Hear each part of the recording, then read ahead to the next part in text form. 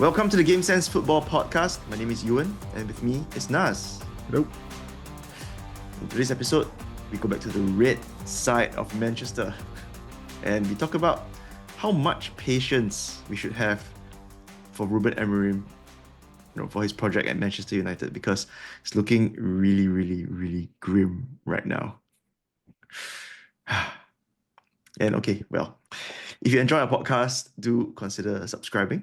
We're on both Spotify and YouTube, so go to both places and subscribe to both. And remember to also check us out on Instagram at GameSenseFootball. So Nas, what's interesting in the world of football this week? I think the most eye-catching thing is the fact that Kylian Mbappe has had 500 goal involvements in his career already for club and country, which last I checked also is actually a better record than Messi and Ronaldo at that age. But what struck me is the fact that that age is 26, and I'm like, Kylian Mbappe is already 26, and I mean, obviously Wait, he's been around for a while, but yeah. wow. Okay, I didn't realize that he was 26 already. Yeah. Imagine Kylian Mbappe as a wonder kid, right? And again, he's been around for a long time now, but I don't know. I just thought he was like maybe 23, maybe. And yeah, I thought somewhere along 24. Yeah, like 26 years old. No, if I'm playing FM, I wouldn't buy a 26-year-old player. I would get Kylian Mbappe if I had the chance though. Yeah, well, yeah. Interesting. Yeah, he's been actually picking up on his form for Real Madrid. We did shit on him a little Mm. in some earlier episode, but I think we are, seeing him going back to his best.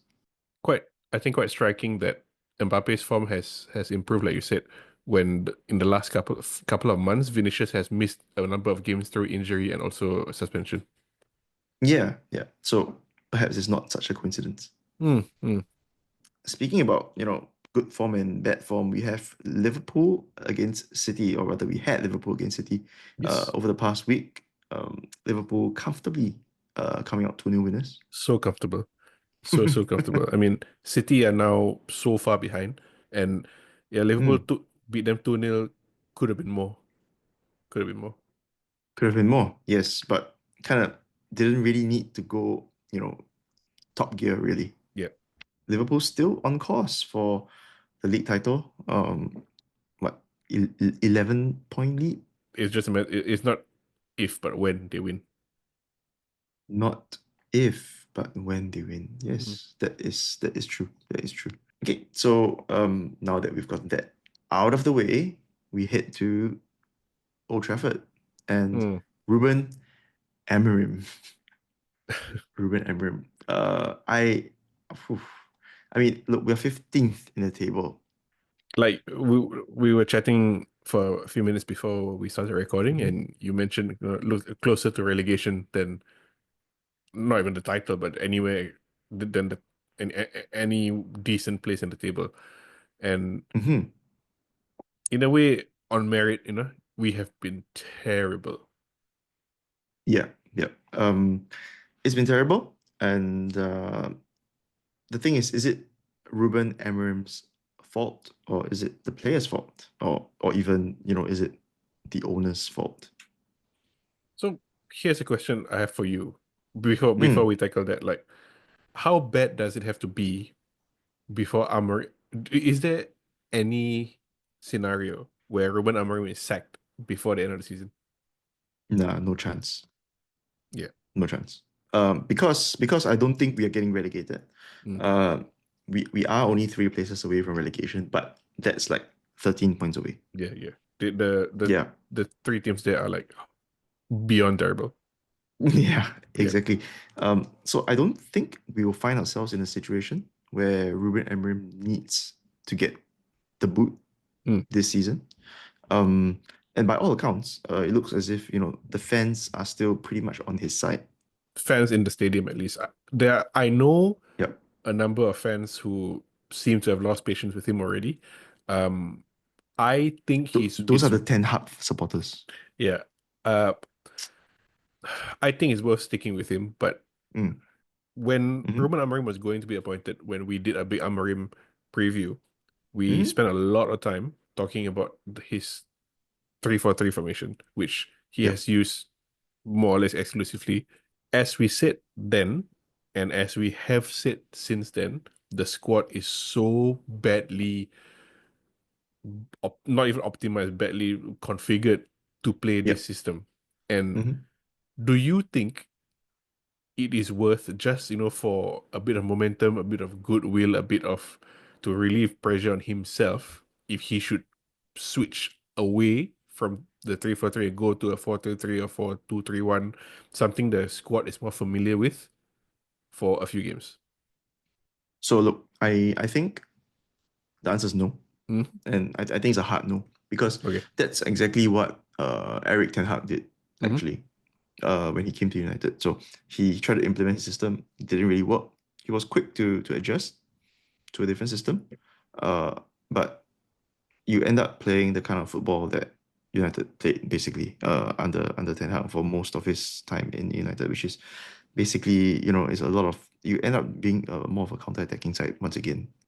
Ruben Amorim, if he can survive this season, which already He we should. said He should. we think he should, Mm. yes, um, then it's a good chance for him to kind of reset the thing, Okay. and he has the benefit of I think uh, the management's support because the management themselves don't want to look like they made a stupid move in getting Amorim in. Another stupid So move. yes, so I mean they got him in on the basis of his style of football. Mm. So if he changes that style of football, then it won't look good on anybody. I think. I was talking to somebody recently, and I gave this analogy, and not to pat myself on the back, but I was pretty proud of it. So I said, imagine you're running a restaurant, or you want to open a new restaurant, and you identify this guy who is an excellent like Mm, Japanese sushi chef.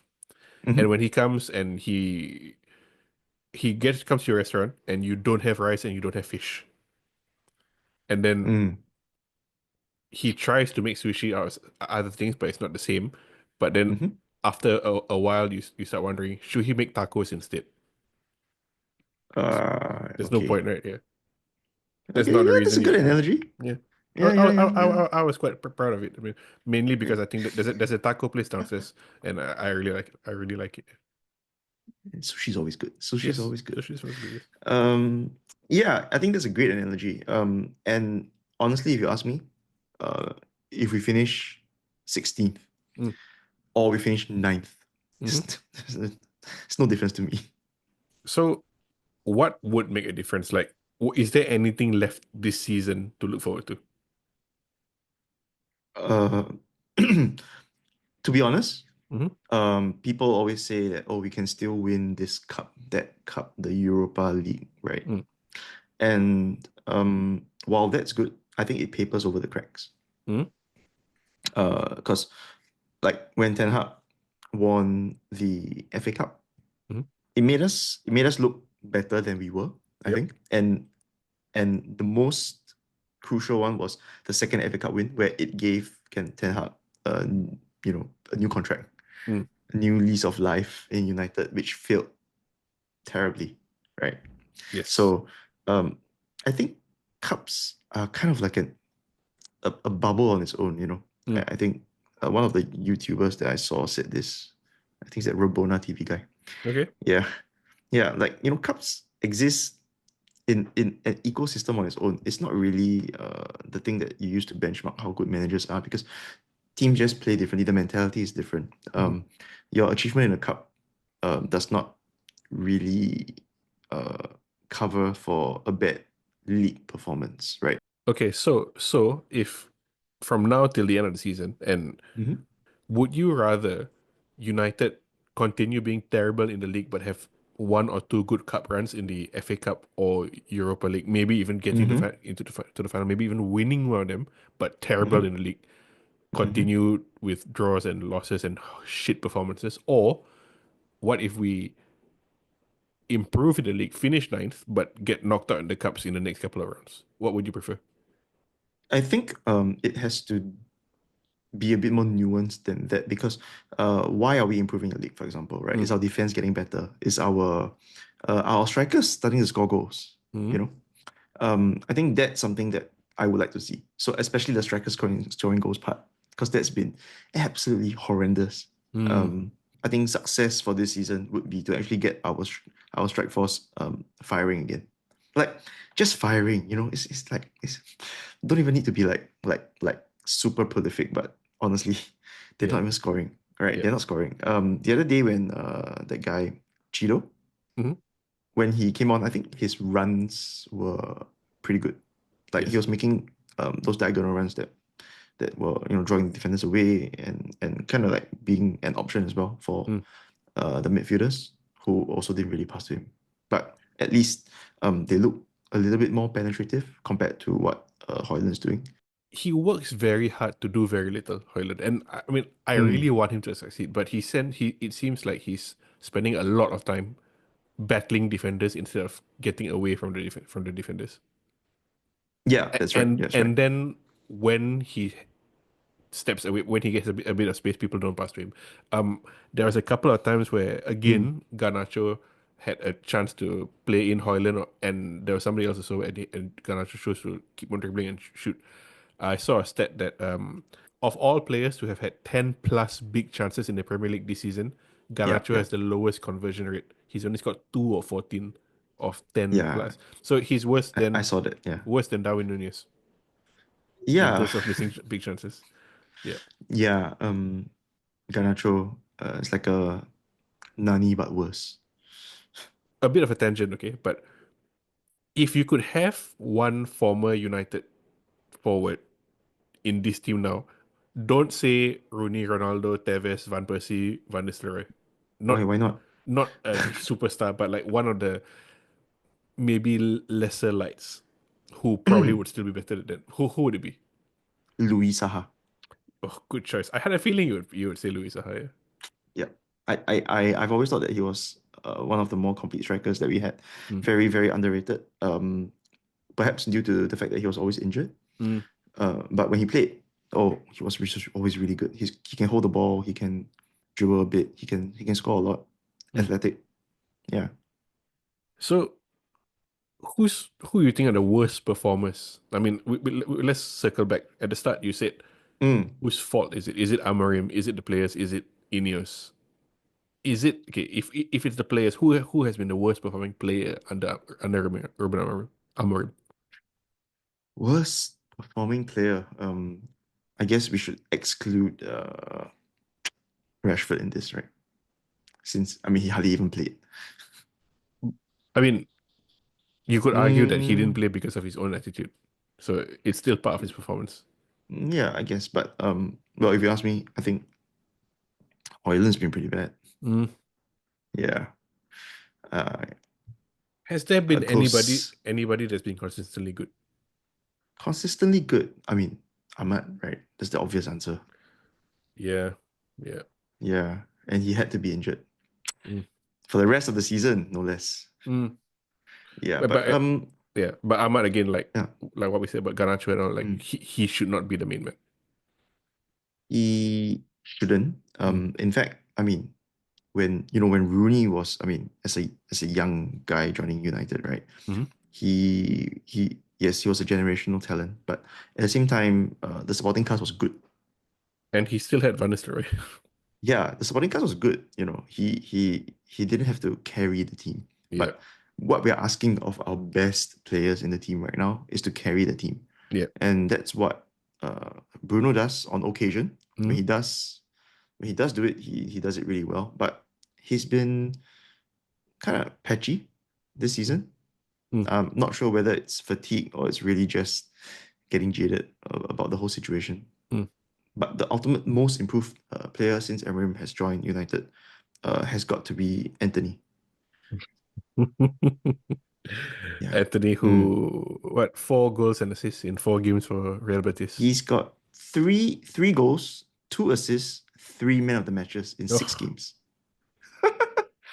that's probably better than anybody aside from Ahmad. Yeah. Yeah. Yeah.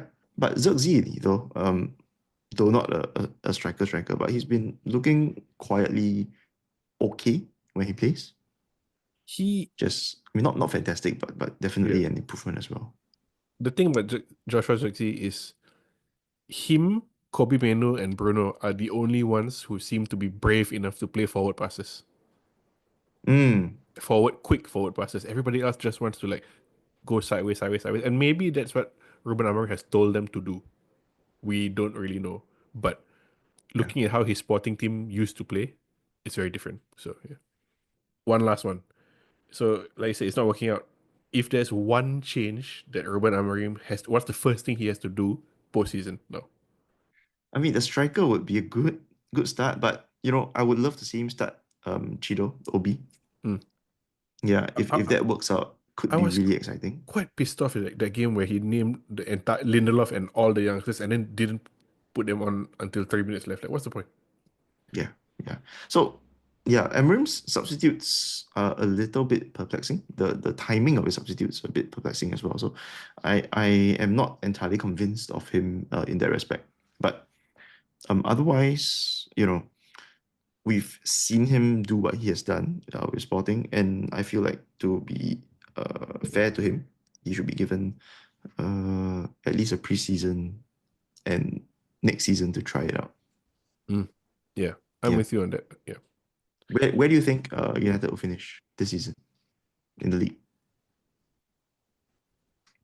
The bottom half for sure. I don't think they're gonna Mm, get, like you said, we're not gonna get relegated, but we're not gonna mm. make a run for 10th or ninth.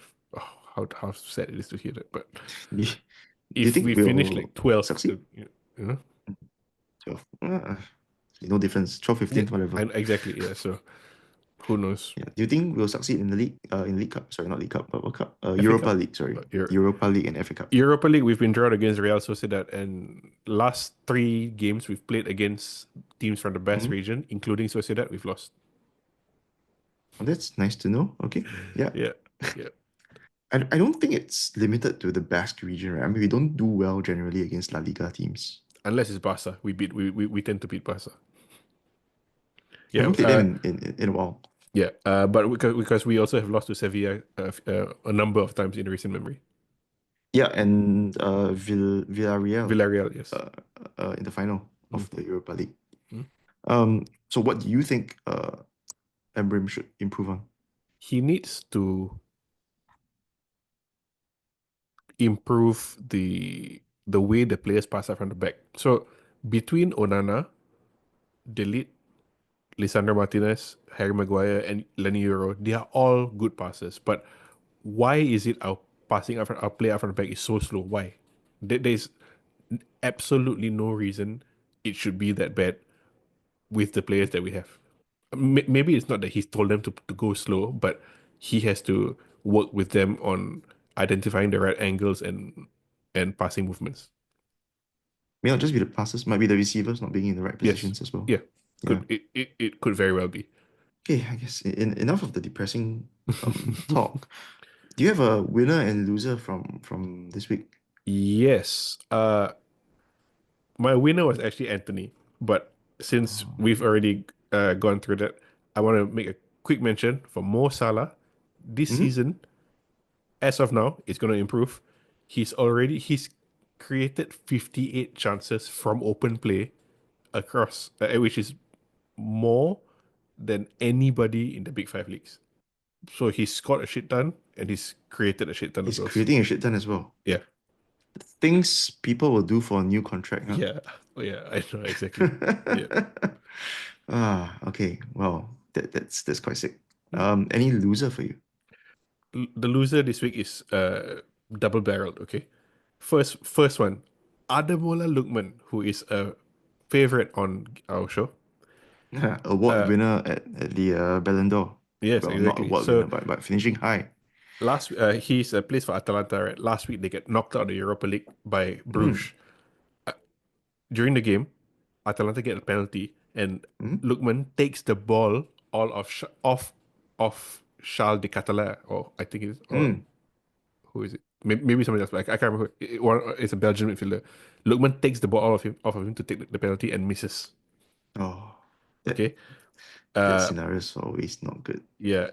Post-match, Gianpaolo Gasparini, the Atalanta manager, says that Lookman is not the designated penalty taker. Should not have done that, and he's one of the worst penalty takers he has ever seen, and he misses penalties all the time in training. And yeah, your own coach. And I when I saw that, I was like, this has happened before, right? And yes, a few years ago when Lookman was playing for Fulham, last minute against West Ham, Fulham were losing 1-0. They get a penalty. Lookman takes the ball off of, I guess, Mitrovic, I can't remember, and then tries a Panenka and misses. Oh man, the guy thinks he's like playing at the playground or something. Yeah, I know. I bet. Oh my Yeah. gosh. But I said there were two losers. The other one is this guy called Lorenzo Luca. He plays for Udinese. Okay. Mm-hmm. Last week, Udinese played against Lecce. In the first half, they win a penalty, and Luca takes the ball off of the penalty taker. You can see Okay. a trend here. So he takes it off of Florian Tavan, who is also the captain, by the way. Okay. His own team protests this decision and don't want him to take the penalty. And there's such a big argument, and it takes so long to resolve that he gets booked for time wasting. That's how long it takes. Okay, but he So still so takes. he pays a price Yeah, for the team's yeah. okay, So okay, and he takes it he takes and it and scores top corner, okay, but okay. the manager immediately subs him off. Woo! Yeah, yeah. I mean, there's a lot of drama there, but yeah. So those are my two losers of the week. Well, my winner and loser, a lot more straightforward. Hmm. They're the same person. Okay. Antony. Oh, okay. Yes, yes. Antony for his awesome you know, early form with Hmm. Real Betis. Hmm. So 6 matches, like I said, 6 matches, 3 Man of the Match awards, 3 goals, 2 assists. One of the assists came last night at a time of recording. They played Getafe. Okay. He he assisted one, Hmm. and he also set up a teammate for another chance, but the teammate got brought down for penalty, and that resulted in a goal as well. Okay. And the loser part comes because he got sent off with a straight Oh, red card in stoppage time. okay. I mean, is this the end of the Antony revolution? Who knows? But basically, he'll miss a match against Real Madrid. So yeah, Would have of been Antony against all Mbappe. Oh, things, yeah, exactly, of one all for things, the right? ages. Yeah. So Antony's still on course for being the surprise of the season. That's about it that we have to say for, this depressing episode on whether Ruben Amorim should stay or not. I think the consensus is that yes, he should stay, be given the Mhm. chance. Postseason, preseason, next season. But um, otherwise, we just cross our fingers and hope we don't finish too low down in the table. Mm.